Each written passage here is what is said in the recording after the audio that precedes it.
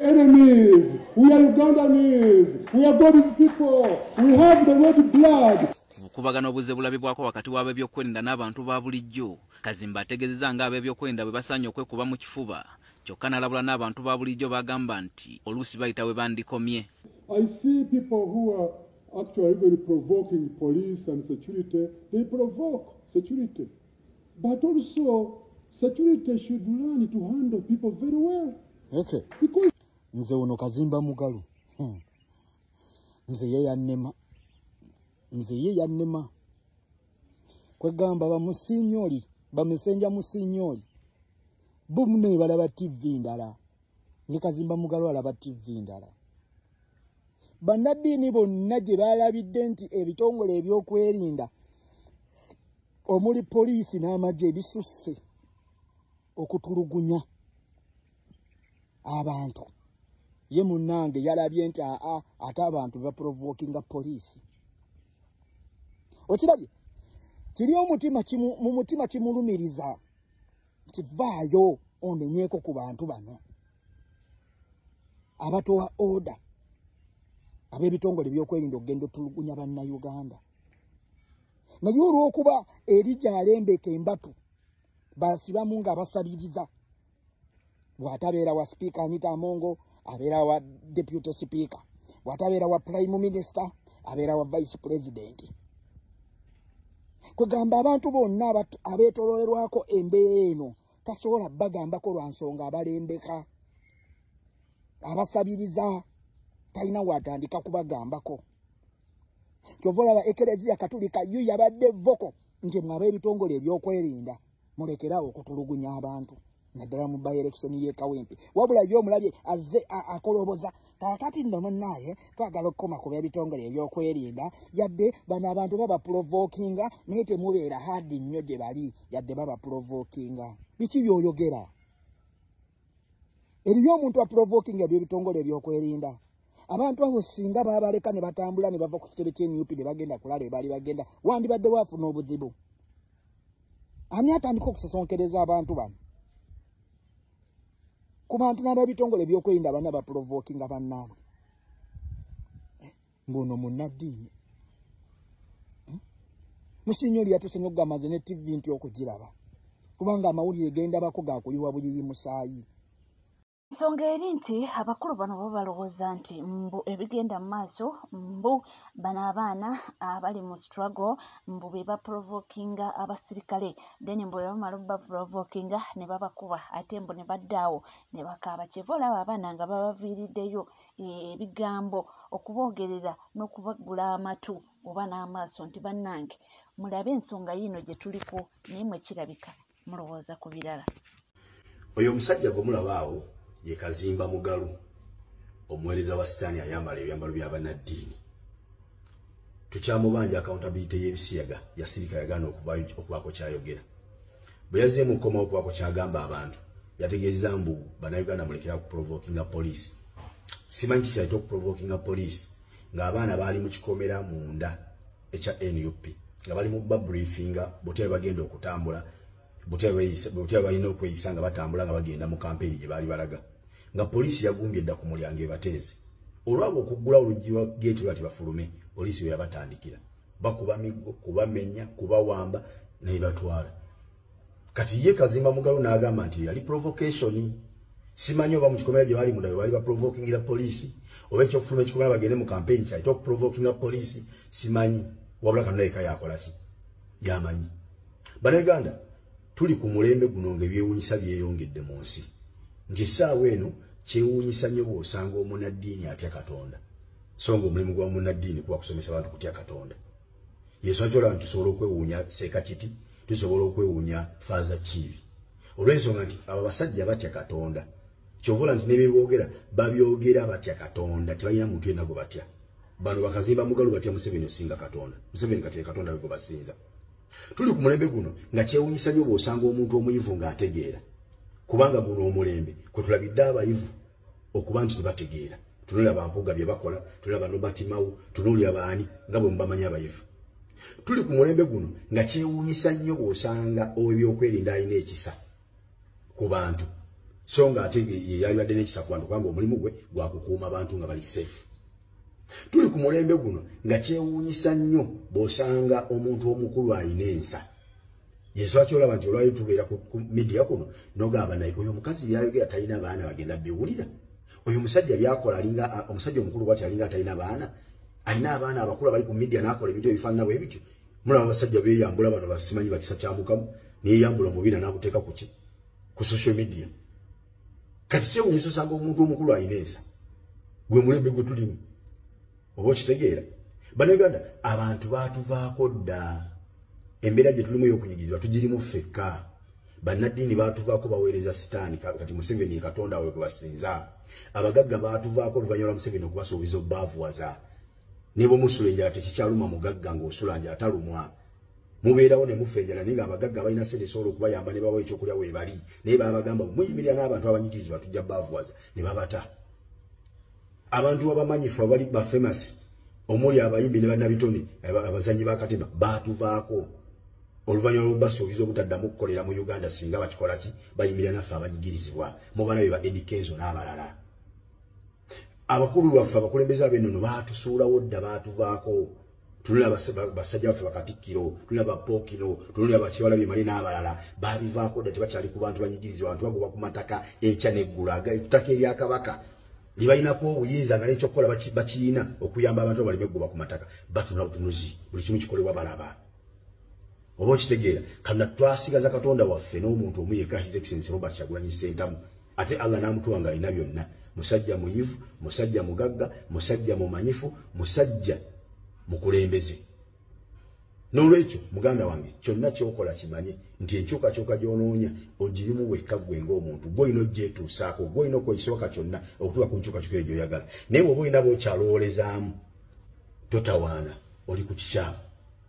Nkugambye tunaateekangayo eddoboozi oba muwulira ne muwulira naye nga tumanyi nti obutambi buno bumala ne bubatuukako. Muwuliro eddoboozi ly'abantu muveeyo mubenga abanaddiini abalala abateekako eddoboozi tebavaayo nti oba bavuddeyo kwekalakasa oba kukola ki naye wakiri obubaka bwe bateekako wakati mu bikolwa ebigenda maaso mu ggwanga lyaffe ng'abantu batuuse n'okkubibwa emiggo egituuse okubajja mu bulamu bw'ensi eno nga ne bannakazadde b'eggwanga batuuse okubookya paasi n'okubakolako ebikolwa eby'ensonyi. Munnaddiini atuuse okuvaayo gamba Abannayuganda abali mu kubattanga embwa babakolako n'ebikolwa batasobola kukola ku bisolo nti bo balekerawo provokinga poliisi olw'okuba yasobodde okufuna obusente bw'omu nsawo y'essaati. Atuuse okutuuka katuuti okutandika okwasama ebintu eby'ekisiru bo balekerawo okusinza Katonda ne badda mu kusinza omuntu ssekinnoomu olw'okuba amuvumbudika obusente. Babulire kwebaka ku bakazi bajja kubasaba buyambi mu kyaki. Kisajja kikulu kwebuza amagezi ku myaka gy'oliko emikulu. Oyagala tukujjukize nti mukulu okuze emyaka gyo byokola si byakisi bitebijja myaka gyo. Mwe mitima nze newunya n'okwewuunya gwe mutegeera lwakumeka. Bazadde bammwe babayonsa mata kife tunome gayonsa abaana baffe. Gw'okulira ku mata ga kisolo ki? Bw'oba ng'okyasobola okula ku bantu abatingana be bali mu kutta okufaako obufi otuuse okubagamba nti bo be bakyokoza bakuuma ddembe abaliwo okukuuma Abannayuganda nga bali mu bakuba okutuuka okubajambula mu bwensi eno olw'okuba gw'osobodde okufuna obusente bw'omu nsawo y'essaati. Kisajja kikulu mu byonna byonna ebigenda maaso mu ggwanga lwolabye okwogera kwekyo ekintu nti abatuuze be bali mu kukyokoza poliisi. Twabayita wano tubagamba nga temuvangayo kwogera ku bisiyaga wali eyo ng'obutise matama. Gwali eyo ng'ofunta bufunsi ntama esaavu ne lwavudde otandise okwogera ebitakwatagana. Nammwe basajja mmwe mwakulirawa. Mwe Katonda mwamuvaako wabula mwasalawo okuvunnamira nakyemalira kanywe musaaya tulugunya Abannayuganda. Kisajja kikulu kwebuza amagezi. Ku myaka gy'oliko osuubira osaanidde okuvaamu okola statement efaanana bw'etyo ku Bannayuganda efa gye bafaamu naye ali munnaddiini. Nga temuvangayo kwogera ku bisiyaga gwe tewabiraba tewalaba ssente zayingira mu Uganda. Kivudde kitandise kusinika binnyo. Abantu bakubu era abantu balina ensonga lwaki banyiivu. Omuntu oyinza okwebuuza nti lwaki omwana omuto ayisaamu omuntu omukulu amagezi abange. Bagamba nti omuto akuba engoma n'omukulu n'akola ki? Nazina. Bw'oba tebaagala kubanga bategeera embeera abantu gye bayitamu abaana balina okuba nga babayisaamu egaali. abaffe twabadde tuli olunaku lwabadde lwa yesterday Kayibanda n'avaayo naye ng'akuba omulanga simanyi brother wange baamukutte ebiti naye abaana bamusabudde abasajja bulijjo balinga batalaba kigenda maaso mu ggwanga ng'ebintu bwe biri bawamba abantu Kyagulanyi neegezako bivumirya n'abaana abalala bageza kubivumirya bo nga babirabanga byabufuzi bo nga kibakola gwakugenda nga bawana gavumenti eno NRM kye kibiina ekitwala abantu mu ggulu kitegeera nga buli kasa newabeera ku radio newabeera yakonya gwakuwana gavumenti eno kitegeera nga bo balowooza bali safe kati nabo batandise okuloza ku ekyo Kyagulanyi kiri kye yagamba nti buli omu agenda kukikola ki agenda kukiwulira kati saano sooka omuwulire owulire kati byakola ki byalimu nina omulumi obwa muganda wange Charles Mufawala eyakwatibwa ng'ennaku z'omwezi 5 ekiro ssaawa 7 wali naakulabye njagala kutegeeza ebitongole byonna ebya security nti enkola eyo gye mukolamu emirimu eyo si nnungi omuntu mumukutte ate mumukwese bukwesi situganye omuntu akwatibwa bw'aba alina omusango gwakoze naye abantu bebamanya nti bamutadde wano naye kati tuli beeraliikirivu tetumanya ani yamukwata oba batono bamukwata ne bamutwala ne bamutta oba baapya bamukwata kwe tubiira nga tuli mukwera babagamba nti mujja kiwulira era nga mujja kiwulira era essaawa ya kakati mpaawo atali kaaba abaana bamwisiza egaali si lwakuba nti oba ki naye lwakuba nti bo essaawa yoyona mbu be babiibiita oba be basuuta abantu abali mu kutulugunya abalala so nti nabo wekibatuukako muntu ogamba bugambe nti kiryose mbu naye kaawulire engeri gye kiwulemamu naye nga tukyagenda mu maaso era nga tukyeyongerayo ensonga za Elishama omwana agambibwa okuba nga yeetugira esseeta zo ziranze abazadde be bagamba waliwo ekitagatta mu sitoola ezo zonna naye wabaawo omuntu avuddeyo n'atuwako example ebintu bwebito ebize bibaawo naye nga at least waliwo mu mbeera emu obwenkanya bwe butuuka ne bukola ki n'okkiriza ng'omuzadde n'ogamba nti amazima kasita amaze okugafuna amazima gano tetunoonya mazima nti kubanga omuntu ogenda muzza nedda naye amazima obanga ogategedde ogamba ekyabaddewo leka nkite kanzikirize Rosi. Mujjukira omwana eyafiira ku ssomero lya Pick Hill Primary School yali azannya mu kilaasi ne banne n'akwata mu waya z'amasannyalaze ze baaleka ebweru n'akalirawo essomero lyamukwata ne limutwala ku kiliniki ne likubira abazadde ne libagamba omwana wammwe agudde ng'azannya mwanguwe mutusange ku ddwaliro abazadde bwe baatuuka ku ddwaliro abasawo babagamba omwana afudde baakatuuka wano era ne bakonfaminga nti omwana yagudde n'abasawo ne bakonfaminga nti omwana bamulabye yagudde abazadde bakkiriza feeti ne bakwata bodi yaabwe ne bagenda baba bawa sipiiki nti omwana yagudde omwana gwasoma naye n'agamba twabadde mu kilaasi neyekoona ku waya z'amasannyalaze nezimukuba n'afiirawo baamututte yafudde mwana n'awa statement abazadde baakwata bodi ne bagitwala ku postmortem eyakonfaminga nti omwana yafudde masannyalaze essomero lyamala ne likkiriza ekituufu ne lyetonda nti omwana amwe yafudde masannyalaze naye essomero lino mu kuprotectinga obutaagala liability okuprotectinga feesi yaabwe bizinesi zaabwe investimenti zaabwe baadinayinga abazadde the right to know their child is fate ekyavuddeko omwana waabwe okufa olw'okubanga baalina obulagajjavu bwaki bw'amasannyalaze essomero lisobola okwagala okuprotectinga bizinesi zaalyo private schools ne bakugamba omwana we yeetuze ne bateerabira nti ne family bagitaddeko dent eya suicide gye bagenda okutambula nayo generations and generations ne family ne batandika okujijajinga balina abaana abetta abaali beetuga ne bagivunza ku social media abantu ba social media nga bakusasula okwogera ebintu ebitategerekeka enkya kiriwo kama is a bitch tomala gwogera kyotamanyi ku mwana wa munno don't judge gwa social media oyina eddoboozi mukama akuwadde osobola okuvaayo noyogera amazima naye bakuliisizza ne bakusiba zipu omumwa n'osirika ne mugaana neyabadde apostinze mukeera agijjeeyo post kubanga tewali fairness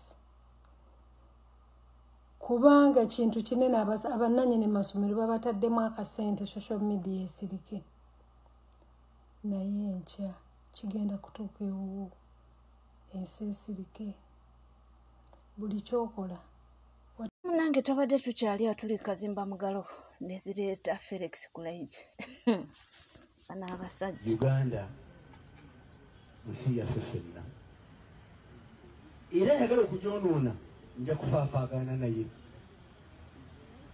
I have no apology on that one. Ayagala okwonoona Uganda, be ready to die with me, and I am not about to die anyway. Ninenda gamno Katonda nkyalinayo emyaka emirala 39 kubanga ntandise ogw'enkaaga mu ogumu. I made 60 last year in October. Nkyalina emirembe ka oba dolooza ngenda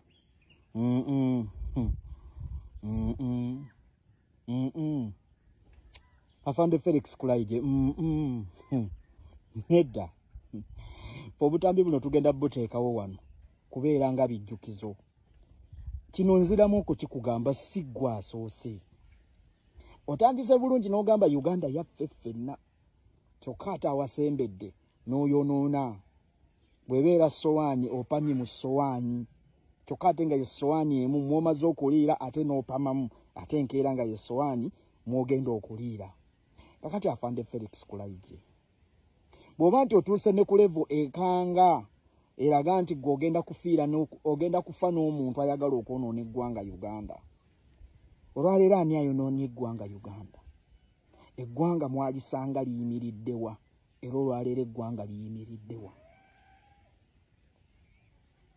olwaleero eggwanga tuli mu ggwanga ng'abantu bawambibwa mu lujjudde naye ng'ababawamba bakutte emigemera wala naye abakulira ebitongole ebyokwerinda ne bayo ne babeewakana nga naawe mwennyini mwoli baani abayonoonye eggwanga okutuuka ku leve ey'okukwata omuvubuka nga Eric Mwesigwa ne bamupareedinga mu maaso ga kamera ne bagamba nti ono aba NUP bamwokyezza paasi nga gwe kennyini gwamwekwatidde n'omutunuza mu kamera nti omwana ono aba NUP bamwokyezza paasi era balina ne drone eziwamba abantu.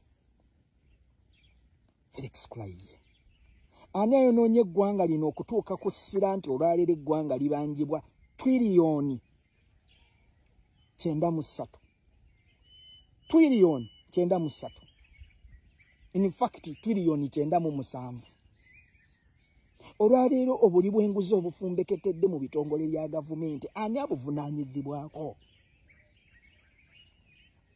otuuse ne ku ssira erigamba nti gwa awakola endagaano ne Mukama Katonda sebu ani akulimbye tulina wano abasajja abaali ab'amaanyi enjasa biggu the ID1 general the one eye general eri tumwina ate nga yalwana mu nsiko yakuba emmundu n'agitokusa era nga ali proud nti yasooka okufulumya essasi eryasooka ekabamba olwaleero jeno eri tumwina aliwa yatuuka ne ku level ekwata akazindalo naye nga alina osooka okukasabika akatambaala ayogereko eri abantu naye nga jeno eri tumwine byonna yabikola era ng'alina n'ekisago ky'alaga kyeyajja mu lutalo kyabagambirako abantu n'ayimirirako n'abagamba mmwe temulina kyemuŋŋamba aliwa sebo gwe otugambye mbw'okyalina emyaka 39 gwe nga weweeraba amazima ogamanyi oli mulamu gwe okakasa oli mulamu gwe wetunulira bwoti structure wise okakasa oli mulamu bulungi gwe emirundi gye wakavaako ku ndiri togimanyi byonna mu bikole naye temutuuka ku level eyegeraageranya n'okuba eyegeraageranya ku mutonzi nti mwe muli ku level y'emu ne Katonda awo muba mugenze muba mususse Sabani Bantariza ye yagambako His Excellency Kyagulanyi nti gwe jangu n'akasukaali ko nze nina emmundu zange 3 bali mu mmotoka kyamutwalira bbanga ki the Lion of Mogadishu Peter Lokech where is he kakati ate gwe musajja wattu gwe musajja wattu alaga nti owedde nayo. Gwe musajja wattu okyasobola n'oggoba ekikere ggwe. Okyasobola okugoba embaata kabuzi ggwe. Otuke ku levo ekinagguka eyegeregerenya ku mutonzi. Ffe bino tujja kubitereka. Afande Felix Kulayigye siggwasoose. Siggwasoose. Agamaanyi ge mwogeza. Obuyinza bwe mwogeza. Banesi temuli bakatonda, ntiddamu temuli bakatonda. Ekintu kyotasobola kulwanagana nakyo ye nature. Ekyo Mukama yakyesigaliza. Newoonaba n'emmundu, newoonaba ne ssente, ogenda kutuuka ku level nga ne ssente yo tekyasobola kuyamba, nga n'emmundu tekyasobola kuyamba, nga n'amatama gono bakunyigamunyiga munnaye afande teekayokko. Afande teekayo, twalayo ebijiiko nga 2 afande Mukama. Temuzannya na bannayuganda. Ffe bino tubiterekawo wano kubanga tumanyi akaseera kajja. Abagamba nti ffe wano tugabirawo. Buli wajja munnange tukwaniriza mu mbeera yonna. Era naye yafunye ebibye. Yabadde anoonya. Abasajja balina engeri gye batwalamu ensi eno naddala nti twalwana. Azifu munnange singa ffenna twali tunazaalibwa by the way oba singa twavaayo ffenna ne tugenda tubalwanirako mu nsiko awo simanyi nga tetunazaalibwa na kuzaalibwa. So balabira ddala nga buli kimu kyabwe abaffe. Buli kimu ekiba nantandikwa kiba n'enkomerero yakyo. Obudde bulituuka buli kimu kijja kutereera. Oli ku NCK TV. Bw'oba oliyo nga tona subscribinga kekadde subscribinga, ringinga that notification bell, sharinga, likinga ebisigadde komawo nabyo tovaawo.